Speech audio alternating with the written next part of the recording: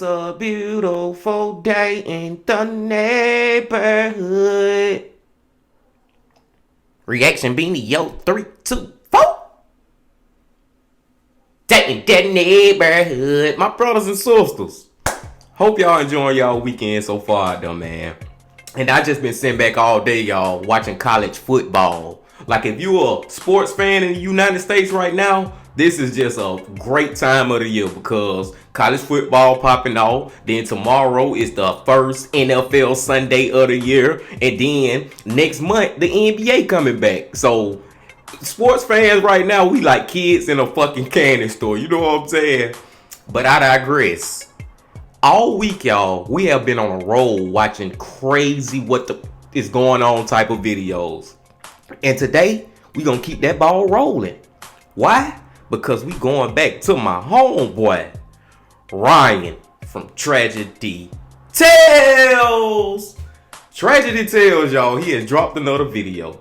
And the title of it, 5 Insane Natural Disasters Caught on Camera. Now, the thing about natural disasters to me, y'all, that is so fucking sad, man, is that you can't blame nobody for them. Like, you know what I'm saying? Like, if somebody died in a tornado, you can't charge nobody with their murder. You know what I'm saying? Like, that's just the part that's just so sad about natural disasters. All you can just do is just be like, man, that was tragic as fuck, and whoever died, just rest in peace. But nobody can be held accountable. It always feels better, a little better. It really don't feel no better, but y'all get what I'm saying, man. When somebody murders somebody, at least you can hold somebody accountable for the shit. And it just makes you feel a little better, but natural disasters just fucked up. Long story short, short story long. But we'll go and get into this video, my brothers and sisters. But before we get into it, my brothers and sisters, y'all know what y'all got to do. Get whatever you might need. Get what you need, we back to Ryan from Tragedy Tales. Once again, y'all got what y'all need, y'all ready to go? Then let's fucking go.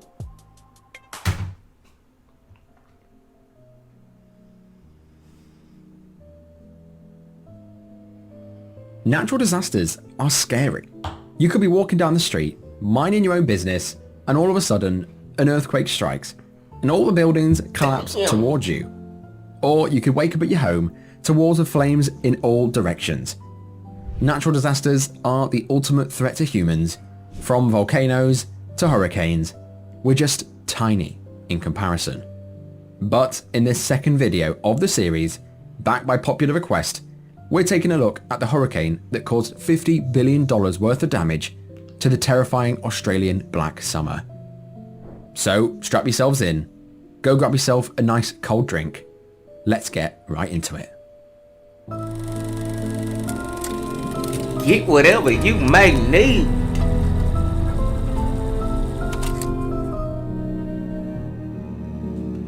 Hey, and I gotta agree with Ryan real quick, y'all. Something that he said in the intro. Natural disasters are the biggest threat to fucking humans. Like, you know what I'm saying? Like, because it's God doing his work, or it's Mother Nature, however you want to categorize it. It go back to what I was saying at the beginning of the my intro, that nobody can control the shit. You know what I'm saying? If it just happened, it's happened. And all we can just do is just say rest in peace to whoever died from it. But let's go. I agree with my boy Ryan. Number 5.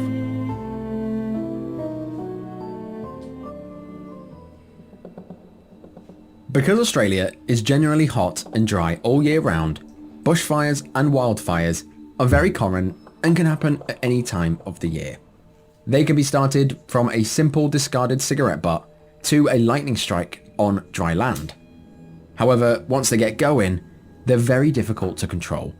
The problem is that 40% of Australia is undisturbed, dry wilderness. So when fires start, they spread Well, like wildfire, and they can burn for days and weeks on end. Did y'all hear what he said? 40% of Australia is just dry wasteland? That is a huge fucking problem, man. Yeah, we think our wildfires crazy over here in the United States and California and shit. Man, I bet ours ain't nothing compared to theirs. So Australian people are used to things just randomly setting on fire. However, in June of 2019, a blaze would start in central Queensland, leading to an early start of the bushfire season. This small blaze would grow and grow, and this would turn into the largest and most expensive bushfire seasons since 1975. In the lead up to this, in 2019, Australia had had its hottest and driest year on record. That year, they were hit with back-to-back heat waves, completely drying out the shrubbery and grasslands. So, because of the unusually dry land, the entire outback was just like a tinderbox, the perfect recipe for disaster. Of course, the flames grew at an exponential rate. Firefighters tried desperately to control them, but the ground was so dry, with every gust of wind, the flames leapt from one dry surface to another, from grass to trees, and ultimately onto people's homes. Before long, more than 1,000 fires blazed across the state of New South Wales, and soon Victoria too fell victim. Just look at all them little, every white light we seeing is fire. Are you fucking kidding me? Man, that wildfire shit, that might be the worst natural disaster ever, y'all. In top 3 or something. Soon, entire forests burned uncontrollably, taking lives and isolating towns in thick plumes of black smoke and burning cinders. In the face of catastrophe, many states across Australia declared a state of disaster. However, despite their best efforts to control the fires, they proved completely useless. Day turned to night as a blanket of ash settled on towns and cities, turning them quickly into dark, hellish landscapes. That's crazy. The ravenous flames ripped through entire forests and habitats, destroying anything they came into contact with. By November the 12th, 2019, the Greater Sydney region witnessed a declaration of catastrophic fire danger for the first time in a decade. The terrifying scale of Australia's bushfire disaster is beginning to emerge. A mass exodus from southern New South Wales is underway, with long lines of cars clogging highways leading right back to Sydney and Canberra. Fire officials have told holidaymakers to urgently leave a long stretch of coastline before more ferocious fires are expected to sweep in over the weekend. Around this time, a total fire ban enveloped several regions of New South Wales. Other areas faced the same ominous fate, causing panic and urgency to protect lives and property. The fires, due to their uncontrollable dimension, unusual size and duration, were dubbed a megafire. As it raged on, an ecological tragedy unfolded. Millions of hectares were scorched, and the toll on wildlife was truly immense. Bro, that's the whole fucking continent of Australia. Look at that. Can you imagine the whole United States? Places all over. I'm talking about that shit is all over the continent. I said United States. I meant to say North America. Can you just imagine all them fires everywhere in North America? That shit'll be crazy as fuck at one time.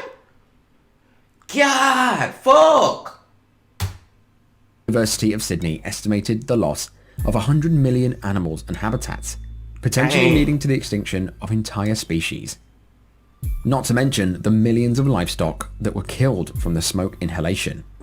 It's been labelled the worst fire season ever recorded, an apocalypse, a nightmare, and like looking into the gates of hell.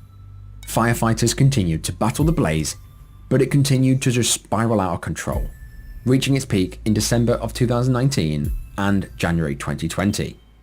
However, late in March, the flames were finally subdued. Sadly, by then, the impact of the 2020 bushfire season was truly staggering.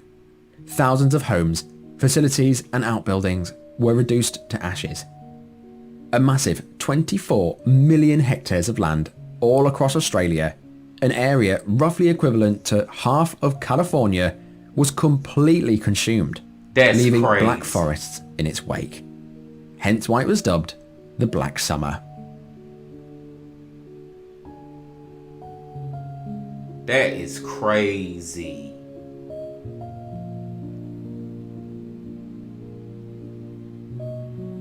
In total, 34 people lost their lives just being caught in the flames, and almost 450 more people lost their lives from the effects of smoke inhalation. Damn. From the 1st of July 2019 to the end of the bushfire season on March the 31st, 2020, there were more than 11,000 bush and grass fires all across New South Wales. Because of this, New South Wales bore the brunt of the damage, with over 2,400 homes destroyed.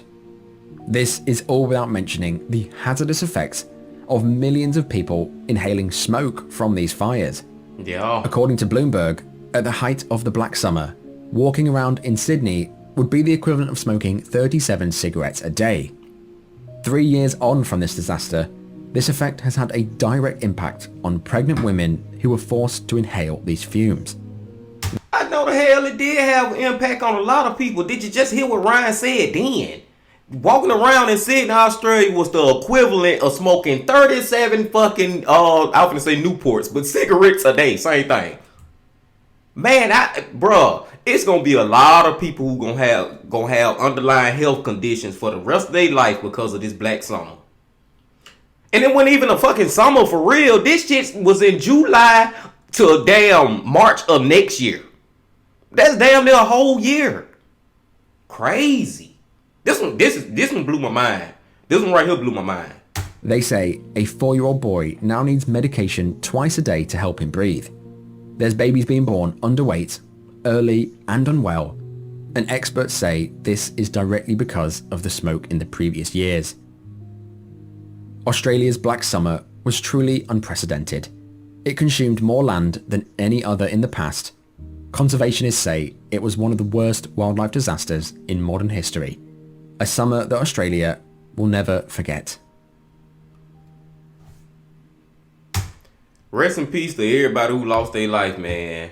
I think it was almost like 500 people. Just rest in peace to them. And I want to give a big shout out to firefighters, because I don't think everybody realized that firefighters actually be losing their lives going to try to put out these damn wildfires.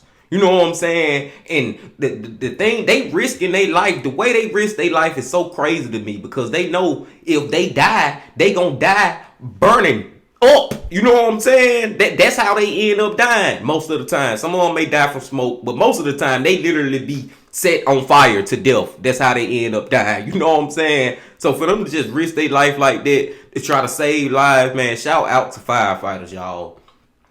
Like I said, that one right there blew my mind. Now let's go to number 4.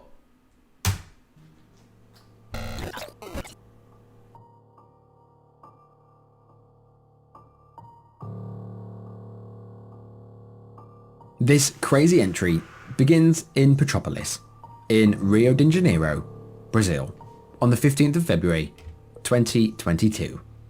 2 days before, on the 13th of February, the National Disaster Alert issued a stark warning for the residents of Rio de Janeiro that a brutal storm was coming and that people should prepare. They warned of heavy flooding and the possibility of devastating landslides, something that seems to be occurring more and more frequently in the area. According to specialists, this warning should have prompted the authorities to mobilize and evacuate the residents living on the hillsides. But for some reason, no evacuation was initiated and barely any warning was given.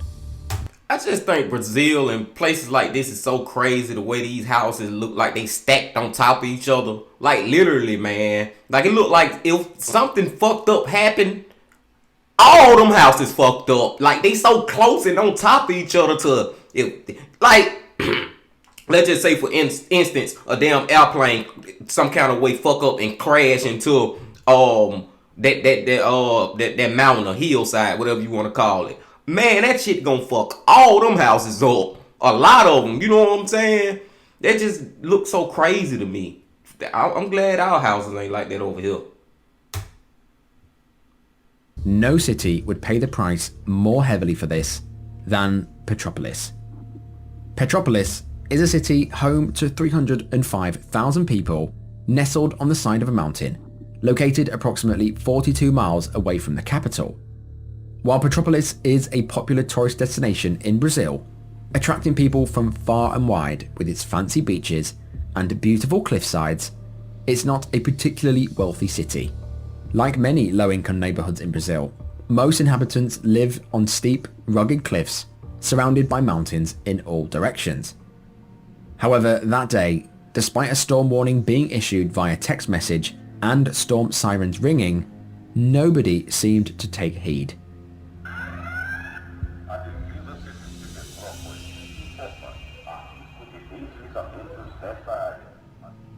Around 4:20 p.m. on the 15th, the rain started and it did not stop. Within 3 hours, 258 millimeters of rain was measured by rain gauges in the city. This was more than 30 days of rain in just 3 hours. This was the worst case of heavy rainfall in the city since 1952. But in 1952, it rained 168 millimeters in 24 hours. In this storm, they had almost 100 millimeters more in 8 times less time. Crazy. The abundant rainfall quickly caused havoc all across the city, completely ravaging it. Whole sectors of Petropolis became flooded, and videos posted on social media showed muddy waters washing down streets, taking cars, buildings, and trees like it was nothing.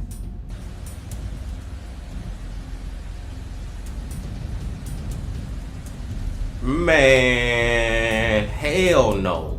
As the water Hell no, y'all. That damn water ain't nothing to play with either. I don't know what's worse, fire or the damn water. Seriously, man. And I'm excuse me.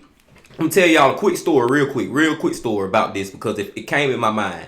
True story that happened to me. Well, I seen it, right? Okay. Damn. Let me clear my throat. Alright, quick story. When I was in high school, I had my first car, right? And I hope my mama ain't listening to this, but I used to skip school. And I used to go out with my homeboys and we used to smoke all, we used to chill. We didn't go to every period. We had 7 periods and we may skip 3rd and 4th period. But this day that we skipped, it was raining like fuck, had been raining all night, raining all day. It was hurricane season or whatever you want to call it.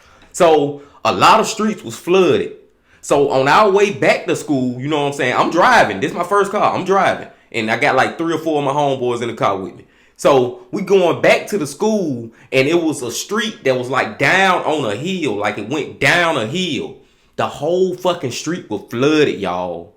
And do y'all know that I was about to go down that goddamn street until I seen a car floating in the goddamn at the bottom of the hill, floating water, and it's just floating and it ain't doing nothing. You know what I'm saying? They can't control it. Like it's literally just floating. So I'm like, oh hell no. So we turn around and go another way and get back to school safe. But the thing that tripped me out more than anything is the person that I didn't even know. I wasn't even thinking like if it was a person in that car.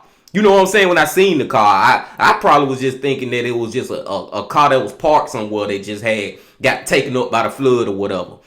But come to find out, it was a person in that car, and that person ended up drowning to death. That's just how serious this shit is, man. And that's a real true life story that I actually witnessed. Crazy, y'all. But let's keep going. Flowed, something far more deadly was on its way. The heavy rainfall then caused huge landslides. The first landslide ripped through Petropolis like an avalanche, toppling houses like cards. That is wild.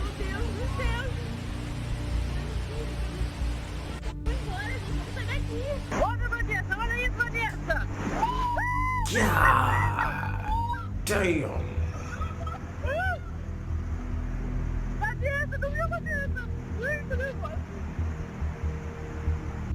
As people prayed, entombed in mud, rescue teams made their way there. But they arrived far too late. They actually arrived in the morning, hours after the calamity, leaving the locals to help throughout the night. Some people were found alive in the mud that evening, but by the time the firefighters got to them in the morning, they had died. Damn.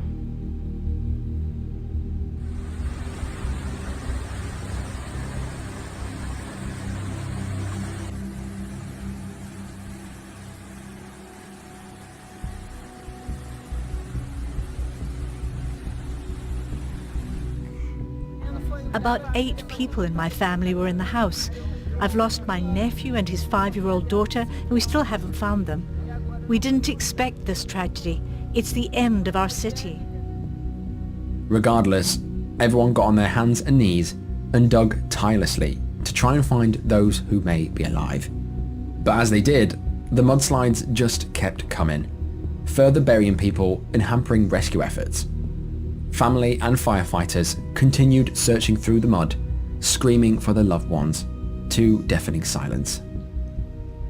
Rescue teams worked 24 hours around the clock, rotating between teams to comb through the mud, utilizing sniffer dogs, chainsaws and hand tools to work through the debris little by little.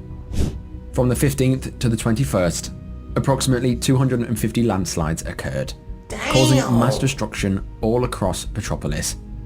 The governor-state of Rio compared the situation to that of a war zone. By the 28th of February, the death toll had reached 231, including 27 children and teenagers. This doesn't include the 5 people that are still missing to this very day.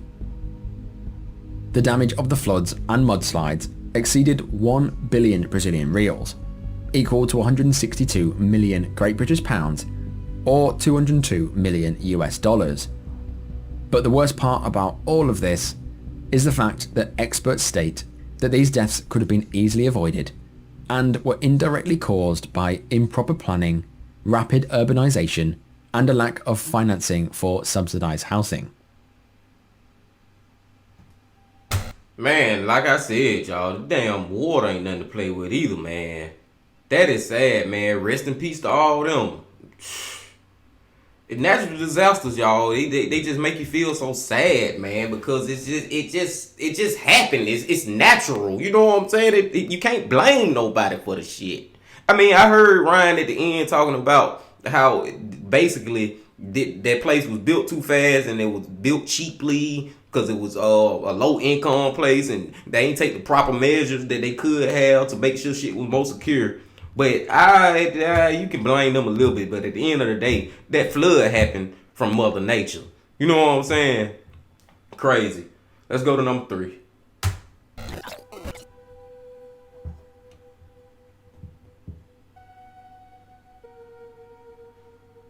This terrifying entry begins on the outskirts of Turkey and Syria on the 6th of February 2023. As a strong winter storm approached Turkey, millions of people slept peacefully in their beds, completely unaware of what terrible days lay ahead of them. Something monstrous was stirring right beneath them. Because Turkey sits right above where 3 tectonic plates constantly fight for convergence, they're hit by thousands of earthquakes each year, from small tremors to quakes of cataclysmic proportions. In 2022, there were a total of 20,277 earthquakes in that year, similar to previous years. However, in 2023, this has already almost tripled, with Turkey receiving 49,184 earthquakes so far. But on that fateful morning, as the snow and the wind battered homes, at approximately 4:17 a.m, millions were jolted out of their sleep by an absolutely colossal 7.8 earthquake. Its epicenter located around 60 miles from the Syrian border, approximately 6 miles below the surface in the Gaziantep province.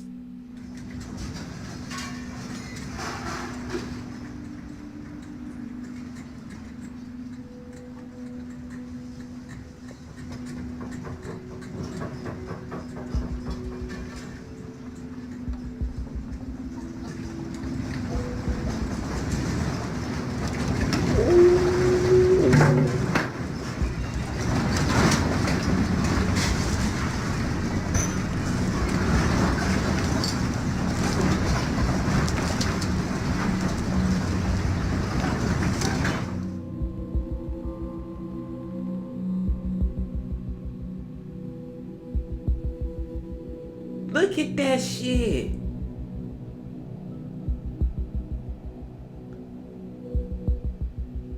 Bro. That camera moving that fucking hard, man. Earthquakes ain't nothing to play with either, man. Ain't none of these damn whole story short. Short story long, ain't none of these natural disasters nothing to play with. Cause earthquakes is dangerous as hell too, man. The damn ground just started moving like that, man. I ain't no telling what the fuck gonna start falling. And man, as great as I'm so grateful and thankful that God put us on planet Earth, but man, it is some fucked up shit that happened on planet Earth too. I just gotta keep it 100.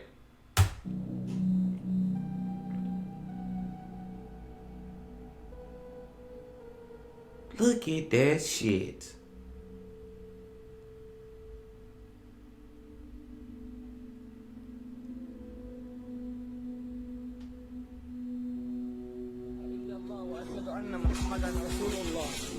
أشهد أن لا إله إلا الله وأشهد أن محمدا رسول الله أشهد أن لا إله إلا الله وأشهد أن محمدا رسول الله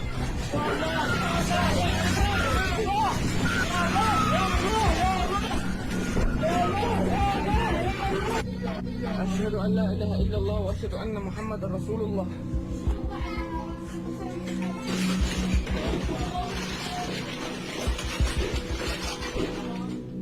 Wow. Now, describing the true strength of this type of earthquake is difficult. It was classed as a major earthquake, the maximum on the Mercalli intensity scale. With this size of quake, destruction is total. Waves are seen on ground surfaces, all buildings sway heavily and most are destroyed. Lines of sight and level are distorted, objects are even thrown upward into the air, and fatalities are almost guaranteed. And you wanna know what's so fucked up about earthquakes? What make them so fucked up? It's the fact that they come out of nowhere. Like there is no warning sign, no nothing. Like it can be an earthquake can happen right now, my brothers and sisters. Where y'all at and where I'm at, it just fucking happened. Everything just started goddamn shaking and shit. You know what I'm saying? The first two that we watched with the fire and the flooding, at least you see it raining like a motherfucker. You probably can try to prepare for that. You at least that. The fire, you see the fire starting and spreading and spreading and spreading. These goddamn earthquakes, man. 1 second you calm and cool, the next second you're doing like this and like what the is going on? You know what I'm saying, man? Let's go. This earthquake lasted a staggering 75 seconds. Each second must have been absolute hell, knowing that each one could be your last. This turned out to be the largest earthquake in Turkey since 1939, and it was so strong in fact that it was felt as far as Gaza, almost 400 miles away. The initial earthquake struck overnight on the East Anatolian fault line that runs through southern Turkey, and at 7.8 on the magnitude scale is by far the largest in the region in living memory. By the time it had passed, 2,000 homes and buildings were instantly reduced to rubble, killing around 1,500 people in their sleep and injuring thousands more across Turkey and Syria. As buildings collapsed, they trapped hundreds of thousands beneath rubble and debris, and as people recovered and battled to escape the crumbling buildings, just 10 minutes later, the aftershocks began, further damaging buildings and hampering rescue efforts. Emergency teams attended emergency calls to find pure horror. Whole families were trapped under rubble, compressed in small spaces between twisted metal beams and giant piles of concrete. Survivors could be heard screaming and shouting beneath the rubble, but getting to some of them would prove an impossible task. To make things worse, it was the middle of winter and a deadly storm was coming. The bitter cold was the biggest concern. Blankets, food and water were provided, but the task on hand was just immense. By noon that day, whole communities came together to assist those injured. But this is when the full scale of the disaster slowly became clear. Thousands were already dead, hospitals were overflowing, and buildings continued to collapse all around. The whole country was in crisis. And then another thing I just thought about with these earthquakes, some of these buildings, like Ryan just said, he just said it. some of these buildings, even though the earthquake over now, they still got the potential to just fall any fucking time because they foundation has got shooken up so much to just one little gust of wind can just go and blow that bitch down. Man, this was a fucked up situation, man. Over 1,500 people. Man. Heart-wrenching videos on social media showed families in tatters at the side of the road, right beside what looked to be their family home, now reduced to rubble. However, at approximately 1:24, 12 hours after the first quake, a second absolute monster earthquake struck again. Are you kidding me?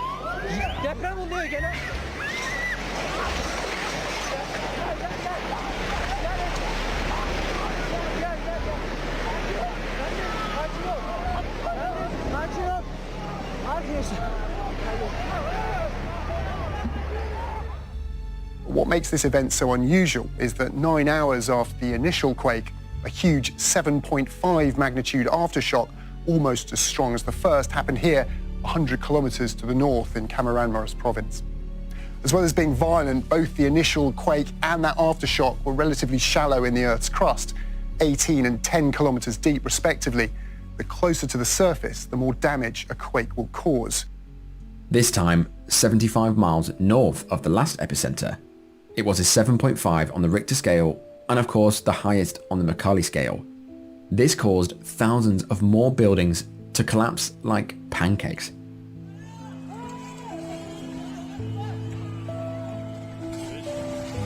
Yo! Bro, think it's people in that goddamn building. Think about that, my brothers and sisters. Oh my lord. This shit's starting to make my damn head hurt. And I'm not even lying, man. This damn shit making my head hurt, man.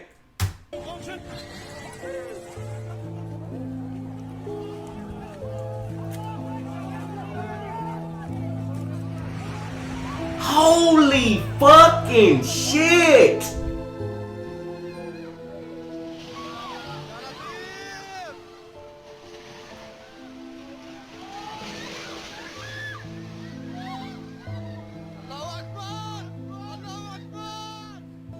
People standing on the road trying to help those injured from the last earthquake suddenly found themselves in mortal danger.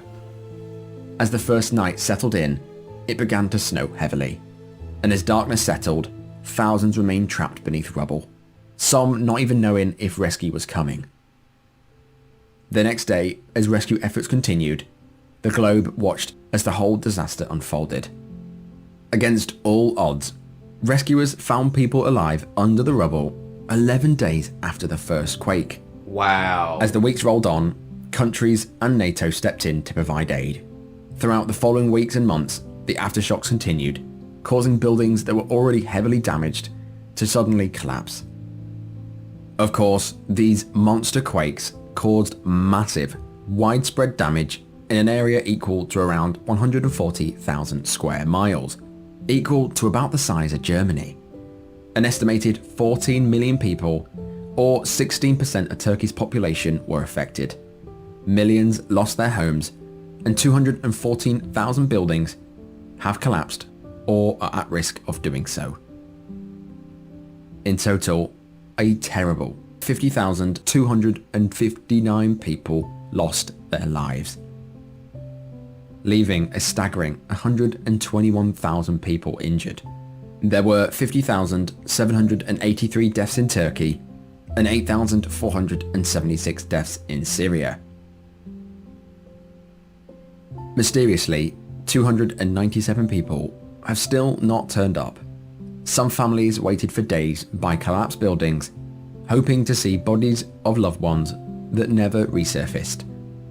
One family from Syria got their brother, their sister, their mother, but their father just never appeared, even once all the debris had been cleared up.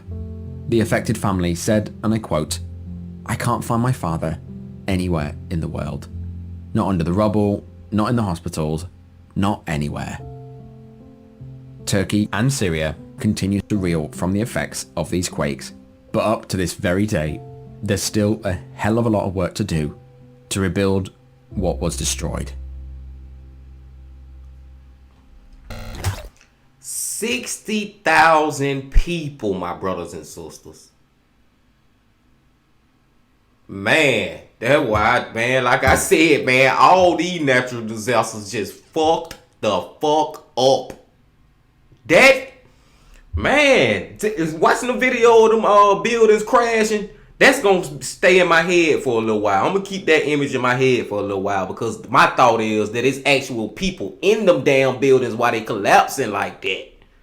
That got me, man. Rest in peace to all 60,000, man. Let's go. Number 2.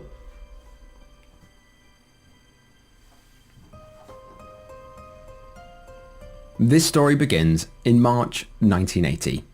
The tranquil beauty of the Pacific Northwest was about to be shattered by an event of cataclysmic proportions. Mount St. Helens, a stratovolcano in Washington state, had been inactive for over a century, but in 1980 it suddenly awoke with a vengeance, leaving a deadly trail of devastation that would forever alter the landscape and the lives of those in its shadow. Mount St. Helens began to show signs of life after a prolonged period of dormancy. Earthquakes beneath the mountain's surface hinted at the pressures building within. Magma, molten rock from deep within the earth, was pushing its way towards the surface, setting the stage for an epic eruption. A month later, in April of 1980, as the days passed, tension mounted. Swarms of earthquake rocked the region, and the mountain's north flank began to bulge ominously. Steam and ash vented from the volcano's summit, a warning of the inferno that was brewing within. At approximately 8:32 a.m., Mount St. Helens unleashed its wrath in a colossal explosion.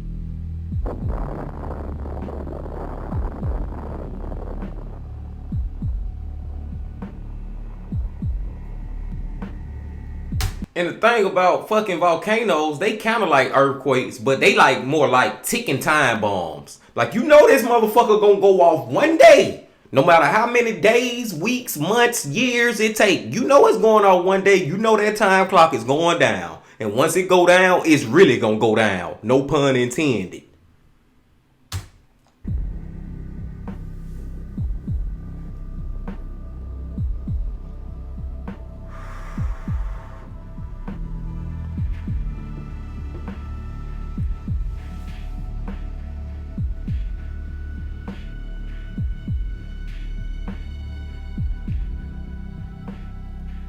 The once familiar summit completely collapsed, triggering a massive landslide that gave way to an explosive lateral blast.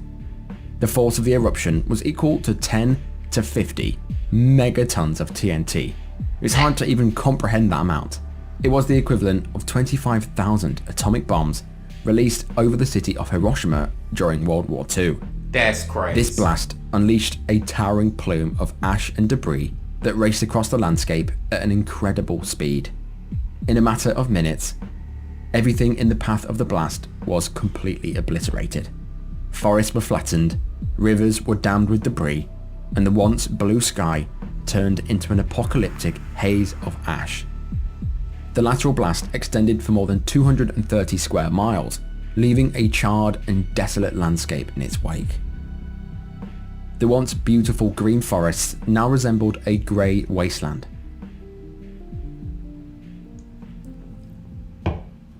The force of the eruption had triggered a massive avalanche of ice and snow, further adding to the devastation. Despite the colossal eruption, only 57 people lost their lives. David Johnson, a young scientist, was one of the first casualties of the eruption. He was monitoring the volcano from a ridge that was consumed by the lateral blast. Dang. Harry Truman, an elderly man who had refused to evacuate, tragically lost his life with his lodge near the mountain. Highways and infrastructure were damaged, and 200 people lost their homes. In the years that followed, life slowly returned to the barren landscape. Nature proved its resilience as the plants began to reclaim the ash-covered ground. Wildlife has since returned, and scientists are closely monitoring the recovery process. The eruption of Mount St. Helens left an incredible mark on both the landscape and our understanding of volcanic activity. The scarred terrain stands as a powerful reminder of nature's awesome power. Man. Rest in peace to them people too. I think Ryan said like 56 people, and I agree with him on that. I'm surprised that it was only that many. But it's sad that anybody lost their life. But all that destruction and damage, man, that number could have been a lot higher. Like for real, man. But volcanoes, like I said, they like a ticking time bomb, man. And you know it's gonna go off one day. So I'm not trying to tell y'all what to do or give y'all no advice, but in a way I am. Please, my brothers and sisters, don't live by no fucking volcano. Get the fuck away from there if you do. Let's go to number 1. Uno.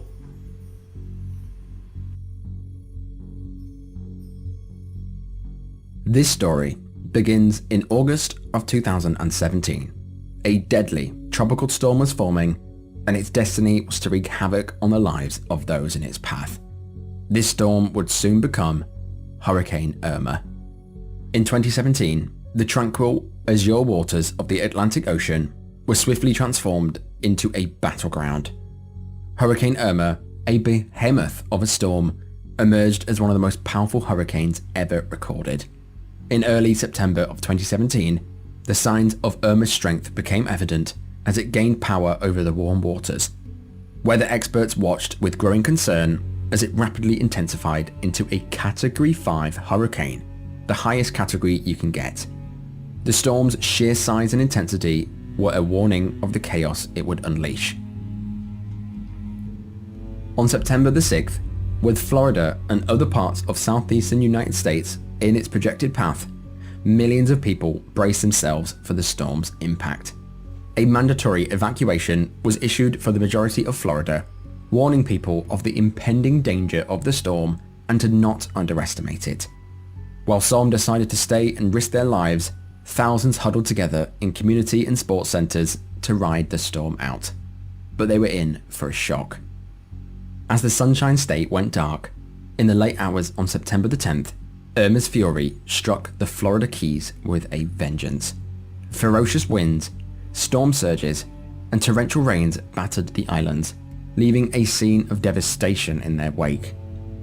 Most of the roads flooded, turning the state of Florida into something right out of an apocalypse movie.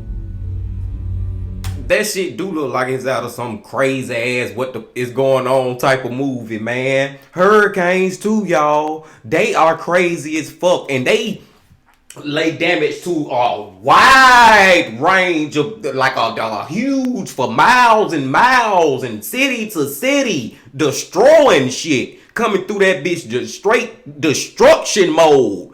Man, hurricanes ain't nothing to play with either.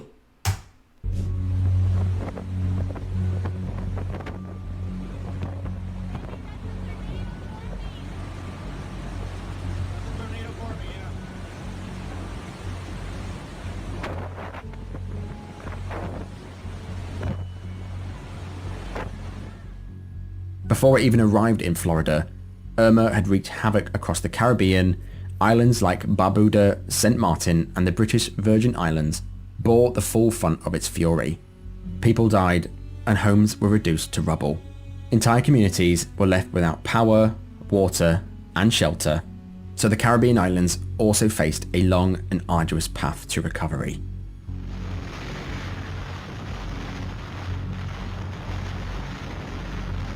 Crazy.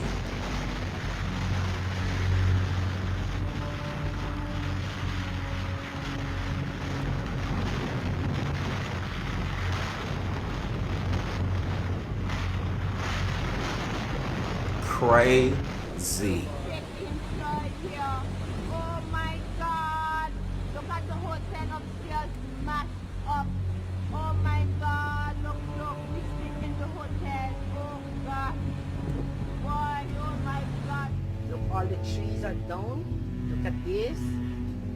Look at up here. Look at the room up there. They are gone. All the roofs are gone.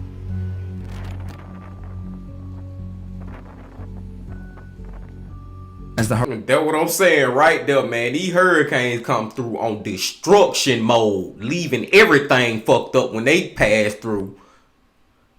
hurricane churned northward, its impact was felt across Florida's Gulf Coast. Cities like Naples and Tampa faced the brunt of the storm's wrath. In Naples, water levels rose by 2 meters in just 90 minutes. As it passed through, homes were destroyed, trees were uprooted, and streets were flooded, knocking out the power to more than 6.8 million people. Emergency teams worked tirelessly to save lives and provide aid to those in need. Neighbors helped neighbors, and strangers offered shelter to those displaced by the storm.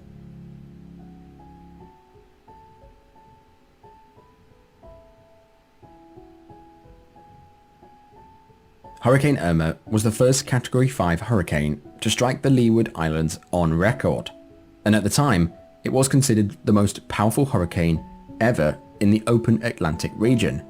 However, this was broken just 2 years later by Hurricane Dorian, who we'll take a look at in a future video.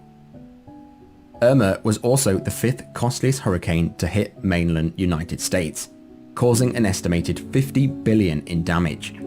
Entire neighborhoods lay in ruins, and the road to recovery was a daunting one.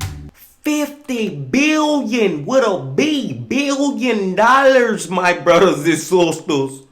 Man, I see why the damn U.S. economy fucked up. Natural disasters putting us in the hole like that. God damn. Communities in the end rallied together, and aided by volunteers and relief organizations, they slowly rebuilt what was lost. In total, 134 people lost their lives, and may them and the people in this video rest in peace.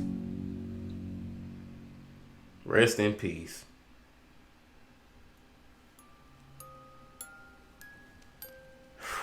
But what crazy footage. Seriously, it's absolutely insane, some of the footage in this video. As always, I'm interested in all your thoughts below. The flooding in Petropolis just shocked me. It's just crazy. And not to mention Australia's Black Summer. That footage just left me gobsmacked. The intensity and the strength of the flames instills pure fear. But just before I go, if you're into true horror lifestyle content such as this, go ahead and smash that subscribe button, and don't forget to tap that notification bell to be alerted when I release content such as this. But I will see you guys in the next one. Bye bye.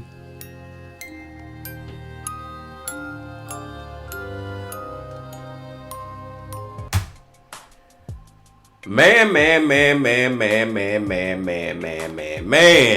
my brothers and sisters, I'm just sitting right here more than anything, just in total like shock. Like I know about volcano eruption, like we know about all this, and floods and hurricanes and earthquakes and fires, wildfires. We know all about all this, but it's just when you watch the footage of this shit, it just makes it so real to you, and it just hits you so much harder. It just like knock you in the face, like, look at this shit here. Oh my God, you know what I'm saying? Man, Ryan, I think this may have been Tragedy Tale best video so far, y'all. This was an excellent fucking video, man. And these natural disasters, at first when I started off the video and we watched the wildfire video, I was like, man, this is probably one of the worst natural disasters ever. This might be the worst one ever. At least top 3. But now, after looking at all 5 of them, I can't say one worse than the other. All that shit is just fucked up, my brothers and sisters. All that shit is just terrible, man. All that is just tragic, for real, for real. And as far as where I live, I can stay in Sweet Home, Alabama. You know what I'm saying? So I have never witnessed no earthquake, even though they have said we have had earthquakes every now and then, but I don't remember feeling one. Some of them we had, we don't even feel or whatever. But I never witnessed an earthquake. Long story short, short story long. So that means I don't stay by no fucking volcano. It has rained and it has flooded, like when I told you when I seen that person who died in the flood, but the whole city wasn't flooded. It was just that certain particular area of the street, because the shit was like on a hill, on a slope or whatever, and he was down at the bottom of it. You get what I'm saying? That was that area flooded, but we never went through no crazy floods, so I never went through that. What's the other one that happened, y'all? I said the earthquake. I said the fire. I said the floods. Now the hurricanes do hit Alabama, man. Hurricanes have hit Alabama. Pretty much every year, but it sometimes get bad. But I never went through no horrible hurricane. The worst one I can remember when I was like younger, I think it was Hurricane Ivan when I was like 10, 11, 12 years old. You know what I'm saying? And the worst thing I can remember about that, it was literally like about 3, 4, 5 fucking days, man. We went without power, and that shit was killing me, man. I ain't have nothing to do. This before we ain't have no internet on our phone, no iPhones or nothing, man. When the power went out, you ain't have shit to goddamn do. That's the thing I can remember about that one, y'all. And there's one more natural disaster I'm leaving out, y'all. Then I'm gonna let y'all go, cause I want to speak on that one again too, man. But I can't remember it. Oh, the fucking the fucking landslide shit. I don't stay nowhere like that either, but that is just horrible, man. Them landslide, mudslides, whatever you want to call it. Oh, man, it's just, like I said, man, we so blessed to be here on planet Earth, but, man, it's some fucked up shit that happened here on planet Earth, my brothers and sisters. But I digress. I'm gonna go and let y'all go now, y'all, because y'all know how I get to talking and keep talking about this damn shit, and we been here long enough. Y'all just make sure y'all hit that like button, comment, subscribe, and do all that. And make sure you come back tomorrow, because you know we going back to who? Mr. Ballin'. Mr. Ballin' Sundays tomorrow. And until I see y'all tomorrow, my friends, love, peace, and happiness. Stay safe. Don't stop. Keep going. Yeah.